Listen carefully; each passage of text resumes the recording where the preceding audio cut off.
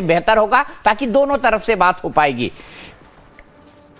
IRCTC घोटाले में आरोप तय होने से बिहार में महागठबंधन के लिए चुनौती डबल हो गई है, क्योंकि एक तरफ सीट शेयरिंग पर अभी तक कोई पक्का फॉर्मूला तैयार नहीं हुआ, तो दूसरी ओर उसके बड़े नेता कानूनी शिकंजे में फंस गए हैं। लेकिन सीट शेयरिंग पर एनडीए की चुनौती भी कोई कम नहीं है। बिहार में एनडीए ने सीट शेयरिंग का फॉर्मूला तो जारी कर दिया, उसके बाद महागठबंधन में घमासान छिड़ गया है। पहले एनडीए में चिराग पासवान को मनाने के लिए खूब मशक्कत करनी पड़ी, और जब उन्हें मना लिया गया तो बाकी सहयोगी नाराज हो गए। खासकर जीतन राम मांझी और उपेंद्र कुशवाहा ने तो सीट बंटवारे पर खुलकर अपनी नाराजगी जता दी है। उपेंद्र कुशवाहा का यह ट्वीट पढ़कर आपको उनकी नाराजगी समझ में आ जाएगी। उन्होंने एक शायरी पोस्ट कर अपना दर्द बयां किया है। लिखा है, आज बादलों ने फिर साजिश की, जहां मेरा घर था वहीं बारिश की। अगर फलक को जिद है बिजलियां गिराने की, तो हमें भी जिद है वहीं पर आशिया बसाने की। उपेंद्र कुशवाहा की तरह ही जीतनराम मांझी ने भी अपनी शिकायत जता दी है। सीट शेयरिंग के बाद समझौते को ठीक बताने वाले मांझी का बाद में सुर बदल गया। मांझी ने कहा कि आलाकमान ने जो फैसला किया है वह स्वीकार है। हमें सिर्फ 6 सीटें देकर उन्होंने हमारी अहमियत कम आकी है। इसका असर एनडीए पर भी पड़ सकता है। देखिए, हम लोग एनडीए के साथ हैं, एनडीए को जिताने में पूरा काम करेंगे। सीट की बात छोड़ दिया जाए, जब कमिटमेंट हमारा एनडीए के प्रति है तो हम सीट का कोई मैटर नहीं। मांझी जी ने अपनी बात रखी, लेकिन एनडीए के साथ उन्होंने कहा कि हम प्रधानमंत्री जी के साथ हैं, एनडीए को जिताएंगे। मतलब साफ है कि कुशवाहा और मांझी दोनों सीट बंटवारे से खुश नहीं हैं। इसके चलते अब एनडीए में एक बार फिर बेचैनी बढ़ गई है। सवाल है कि दोनों नेताओं की नाराजगी कैसे दूर होगी, क्योंकि इस खींचतान की वजह से आज एनडीए की कैंडिडेट लिस्ट की घोषणा नहीं हो पाई। प्रत्याशियों के नाम पर आज शाम पटना में एनडीए की प्रेस कॉन्फ्रेंस होने वाली थी, जिसे टाल दिया गया।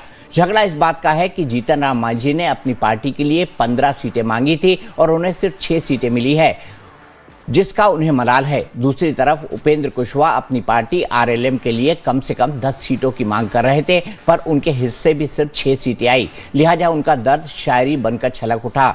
बताया जा रहा है कि मांझी और कुशवाहा दोनों को ज्यादा दुख इस बात का है, चिराग पासवान की पार्टी को चुनाव लड़ने के लिए उनसे करीब 5 गुना ज्यादा सीटें मिली है। हालांकि इस नाराजगी के बावजूद बीजेपी को उम्मीद है कि मामला जल्द सुलझा लिया जाएगा। एनडीए गठबंधन सफलतापूर्वक सहमति के आधार पर बिहार के जनता के हित में निर्णय लिया है और यह सफल रहेगा। भारी बहुमत से सरकार भी बनाएगी और बिहार के विकास की गति को और तेजी से बढ़ाएगी। मांझी जी भी संतुष्ट हैं। उन्होंने साफ कहा है कि हम अपने नेतृत्व के साथ हैं। सब ठीक हो जाएगा, सबकी आशा रहती है।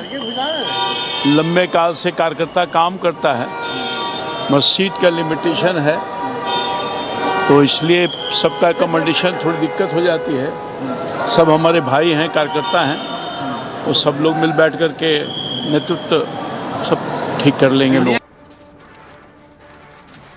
दरअसल कई दिनों की माथापच्ची के बाद एनडीए ने रविवार को सीट शेयरिंग फार्मूले का ऐलान किया था। इस फार्मूले के तहत बीजेपी और जेडीयू दोनों पार्टी बराबर सीटों पर चुनाव लड़ेंगी, यानी बीजेपी को भी 101 और जेडीयू भी 101 सीटें। चिराग पासवान की एलजेपी की जीत को देखते हुए उन्हें 29 सीटें दी गई हैं, लेकिन उपेंद्र कुशवाहा की आरएलएम और जीतन राम मांझी की हमको 6 सीटें मिली हैं। एनडीए को भरोसा है कि मांझी और कुशवाहा की नाराजगी दूर कर ली जाएगी, पर आरजेडी इस मुद्दे पर निशाना साध रही है। अब जेडीयू की हैसियत बराबरी की हो गई, जो बड़े भाई कहते थे। अब तो चुनाव के बाद जेडीयू को समाप्त करेगी बीजेपी, ये तो सब लोग देख रहे हैं। अब जो आदरणीय जीतन बाबू मांझी जी, आदरणीय उपेंद्र कुशवाहा जी दंभ भर रहे थे, तो अपने सम्मान की रक्षा भी नहीं कर पाए। अगर स्वाभिमान से समझौता करके कोई 6 सीट लेकर नाराजगी सिर्फ व्यक्त कर रहा है, तो उनके समर्थक भी देख रहे हैं।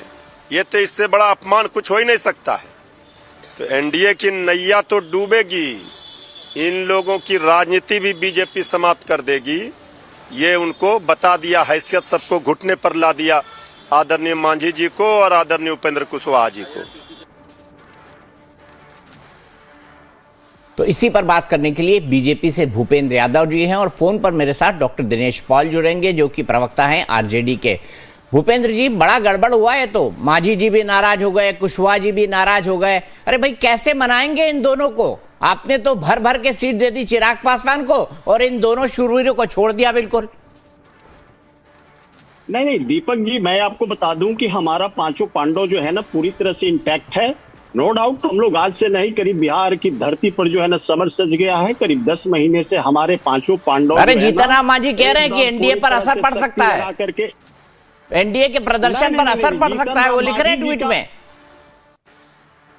देखिए ऐसा है, हमारे आदरणीय जीतन राम मांझी जी जो है ना, देखिए दुनिया सोचती है जो मजबूत होता है, हमारा पांचों पांडव सब एकदम पूरी तरह से मजबूत है। दीपक भाई, मैं आपको बता दूं कि अधिक बोझ उठाने की शक्ति तो रखते हैं, लेकिन अब इसी में मिला जुला करके हम लोग संतुष्ट कर दिए हैं। आदरणीय मांझी जी बहुत सुलझे हुए व्यक्ति हैं, हमारे केंद्र में मिनिस्टर है, नो डाउट।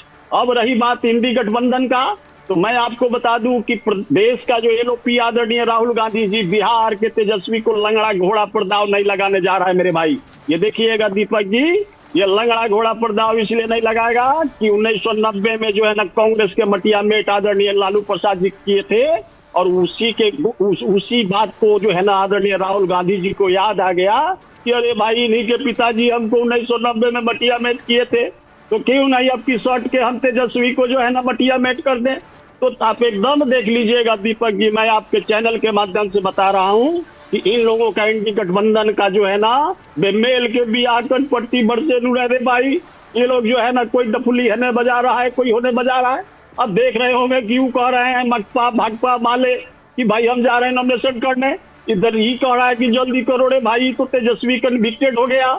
अब ये जो है जब आरोप सिद्ध हुआ है, धन है माननीय न्यायालय के न्यायाधीश विशाल गोगेने जी कि इन्होंने जो है ना एक बहुत बड़े स्कैमर्स को पकड़ करके जो है ना उनको साबित किया कि भाई आप कन्विक्टेड हो। बट लोग क्या कहते हैं पता है भूपेंद्र यादव जी, कि बीजेपी के जो स्कैमर्स हैं उन पर तो कोई कार्रवाई नहीं होती, बीजेपी के सहयोगी स्कैमर्स पर भी कोई कार्रवाई नहीं होती, सिर्फ विपक्षी दलों के स्कैमर्स पर कार्रवाई होती है। ऐसा क्यों?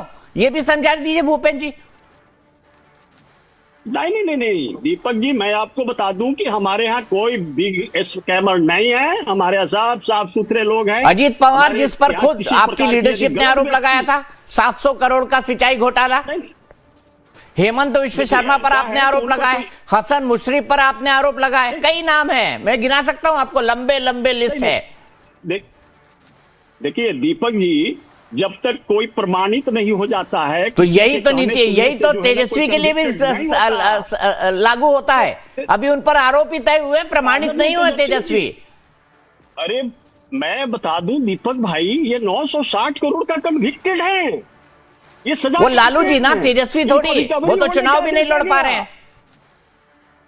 वो देख लीजिए, वो राहुल गांधी जी का देन है कि चुनाव नहीं लड़ रहे हैं। आपको मालूम है ये सदन के अंदर में जो है ना 2 साल की सजा पर जो है ना, यही मनमोहन सरकार में जिसमें आदरणीय लालू प्रसाद जी रेल मिनिस्टर हुआ करते थे, उसी समय जो है ना हुआ कि नहीं 2 साल से अधिक जिसकी सजा हो जाएगी उनको जो है ना इलेक्शन लड़ने की प्रक्रिया से दूर कर दिया जाएगा। तो यही आदरणीय राहुल गांधी जी ने सदन के अंदर में 2 साल वाली बिल को 5 साल वाली बिल को फाड़ करके बिक दिया और बोला कि 2 साल जिसका सजाए हो जाएगा वह चुनाव नहीं लड़ेगा, जिसका कारण है कि हमारे प्रदेश के आदरणीय लालू प्रसाद जी एक मुखिया का इलेक्शन नहीं लड़ सकते।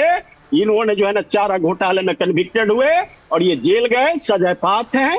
आज जो है ना बेल पर पूरे परिवार बाहर आकर के घूम रहा है। रे भाई, आपको मालूम है पूरे देश की रिसोर्स लूटने में नंबर 1 यदि कोई हुआ तो वो कांग्रेस के लोग और जो है ना हमारे आदरणीय लालू प्रसाद जी होंगे। ठीक है, यहीं पर रुके भूपेंद्र जी, आप हमसे जुड़े।